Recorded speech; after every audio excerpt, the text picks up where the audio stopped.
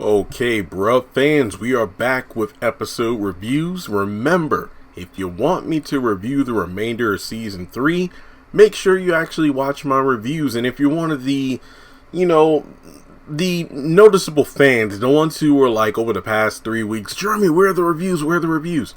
Thanks for watching, but share these around the internet, Facebook, Twitter, Instagram, because the more views they get, the more I know that, hey, you know what? The fans like it when I do these videos, so I will continue to do so. Let me just say, I will do separate videos for episodes 6, 7, and 8. To be honest, they were actually better in a binging fashion because, spoiler warning, I felt like there wasn't too much to get out of these episodes, as in, if I watch these once a week, I wouldn't be missing out on much, but watching multiple episodes back to back to back, it's like, meh. Okay, a few things happen, but I'm not upset I missed them. But I did watch them all last night.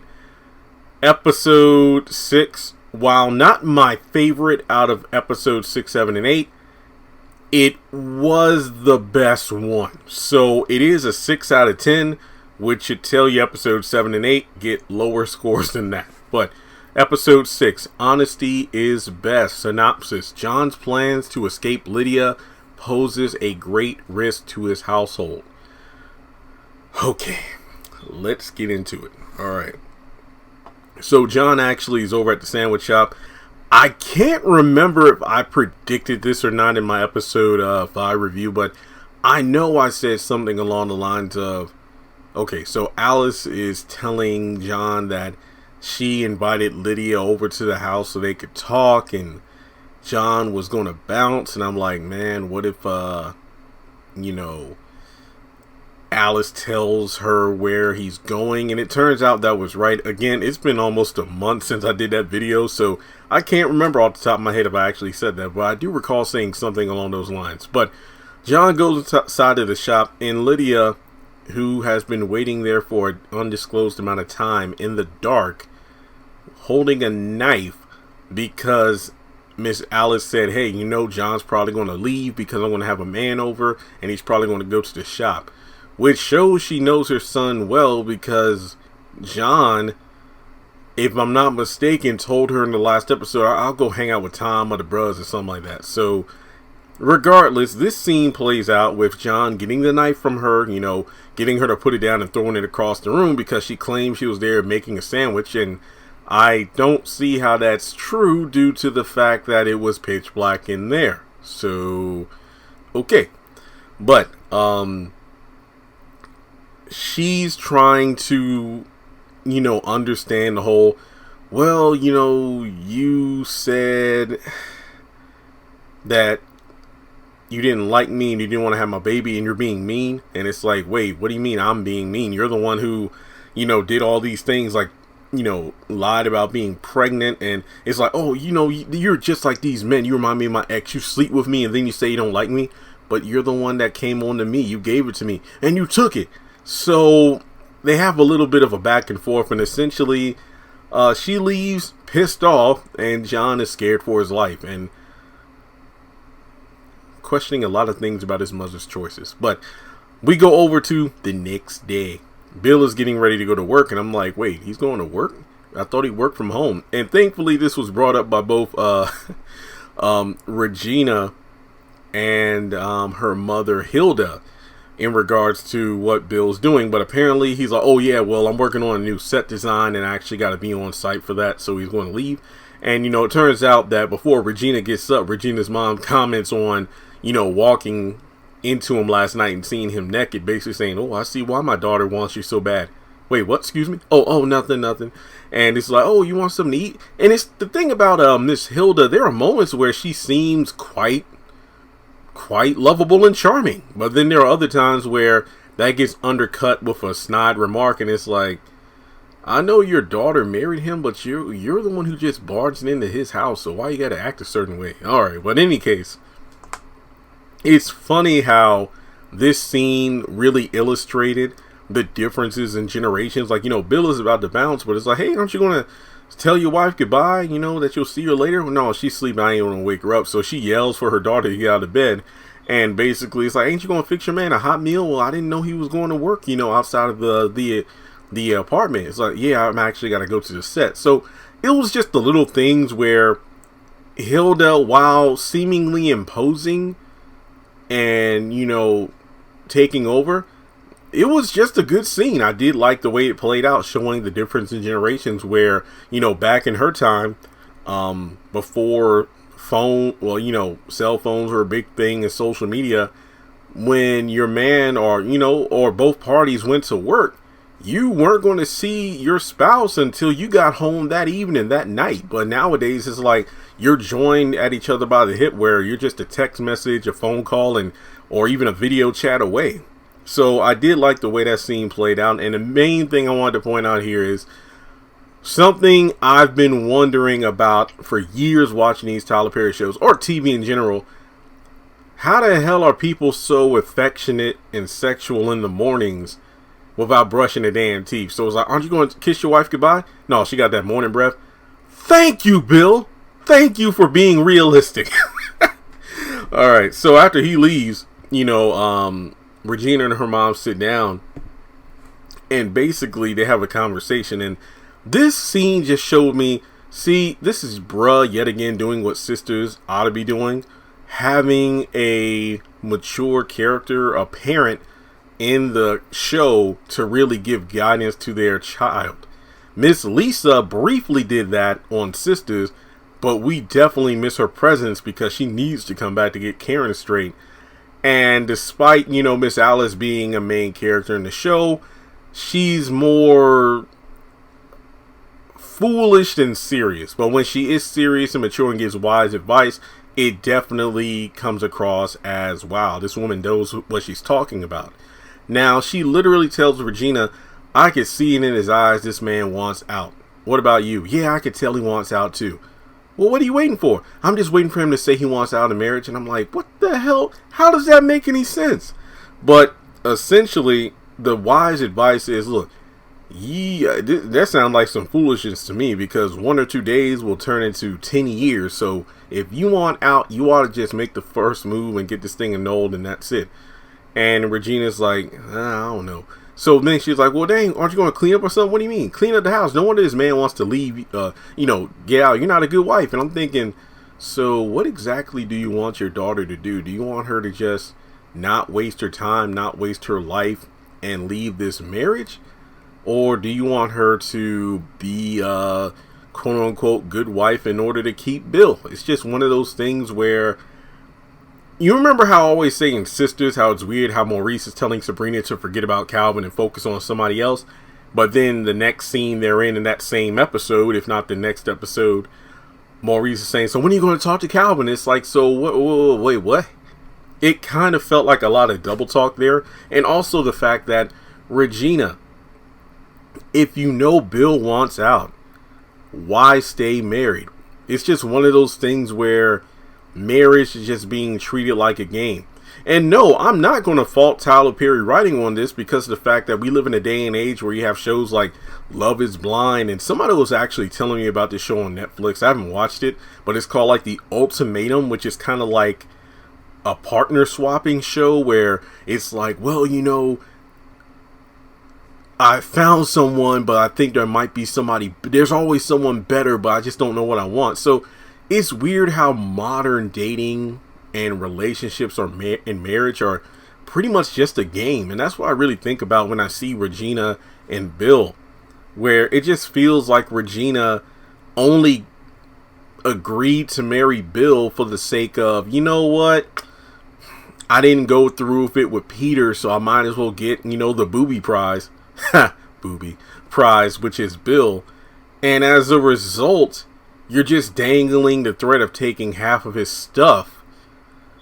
I don't know. I don't know. Alright, so in any case, we go over to Tom's place. He and Greg are getting ready for work. I think Greg said he had to go in a couple hours earlier than Tom. It was 9 a.m. and Tom would go at 11, but Tom was on his way to the gym. And, they have a brief talk about, oh, so how'd your date go last night with Darla? How'd that go? Oh, yeah, it was cool. And I'm just not sure. What do you mean? He's just still going on about a thing about not being sure whether or not he could get intimate with Darla due to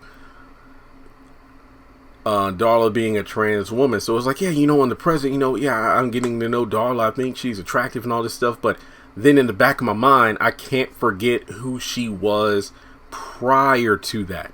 And as a result, he's feeling conflicted and discombobulated.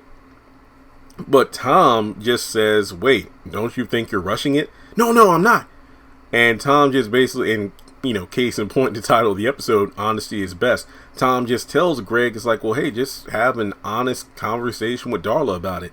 And that's the interesting thing about Greg, because he's telling Tom he isn't rushing things with Darla, because he's instantly thinking, but when we get to the sexual step, I don't know if I can do it. But if you go back to season 2, multiple times Darla's like, hey, you just got a divorce, and it's like, look, I'm not just going to give it up to you on our first date or our first time having dinner together. And then if you remember how he found out that Darla was trans to begin with, it's because he was feeling up on her, copped the feel, acted, shocked. I mean, who wouldn't be shocked? But it's one of those things where he was pissed off because he felt like he was being deceived, but at the same time, well, okay, Greg, I kind of get where you're coming from there, but you on multiple occasions disrespected Darla's boundaries. So for you to say to Tom, you're not rushing things, it's like, bruh, you have multiple times.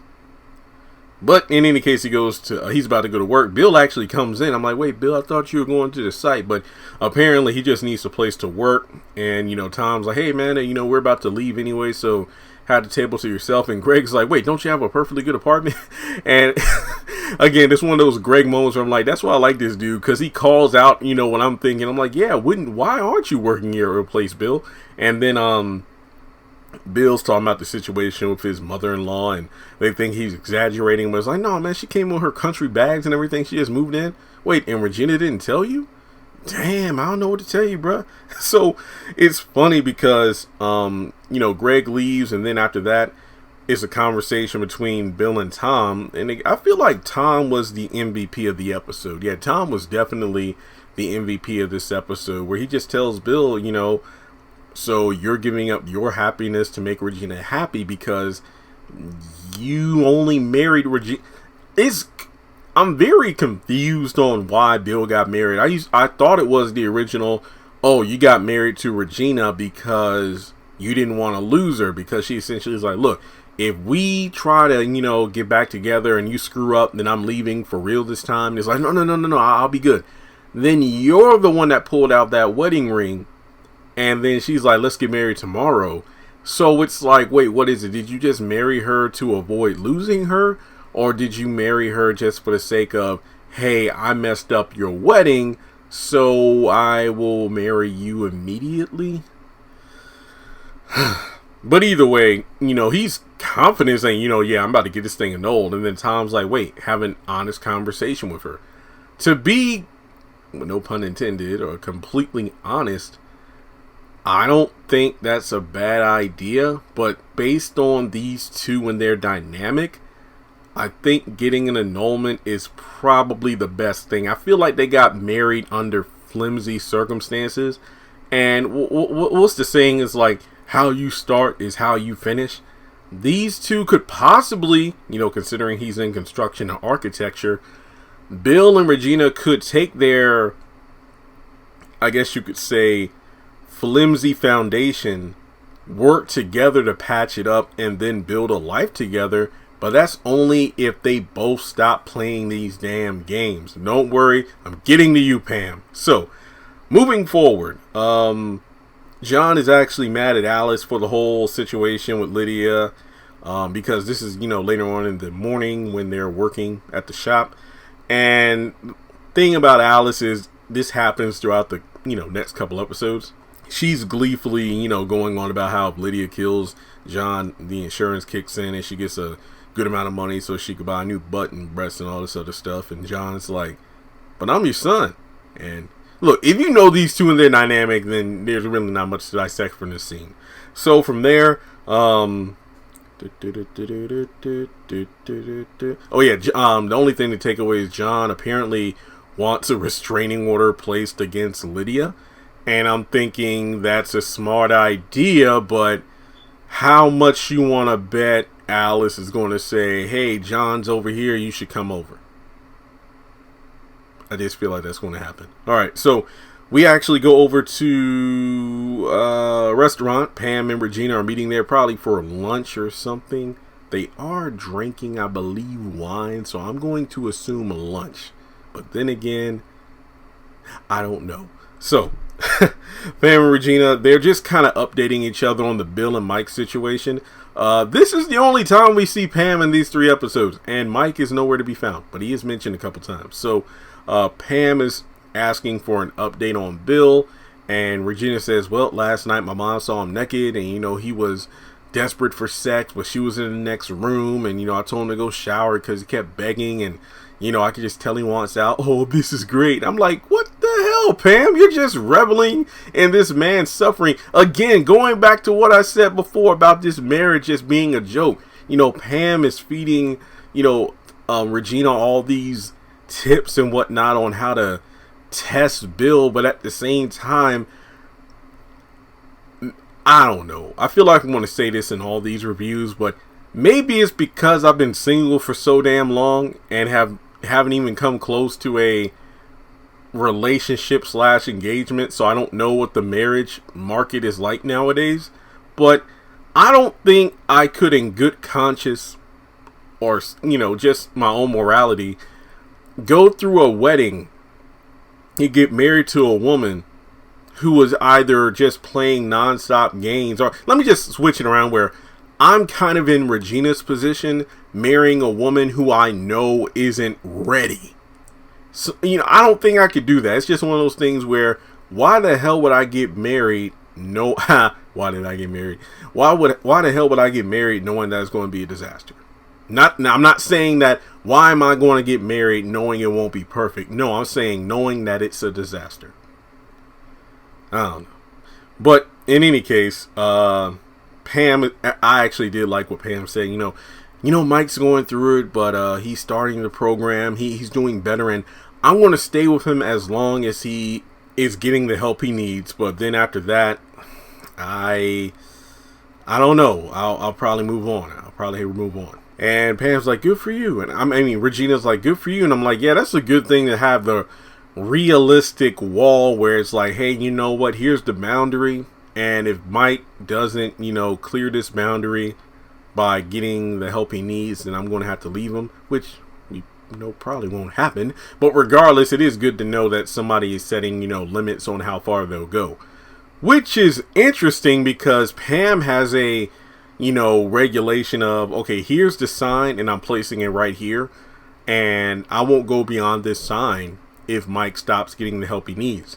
But with Pam encouraging Regina, hey, stay in this marriage, test him. I don't know. It feels like you're giving advice that contradicts the way you're trying to go about your relationship with Mike. But I don't know.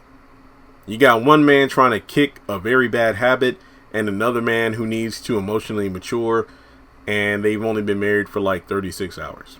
Okay. But then again, what the hell do I know?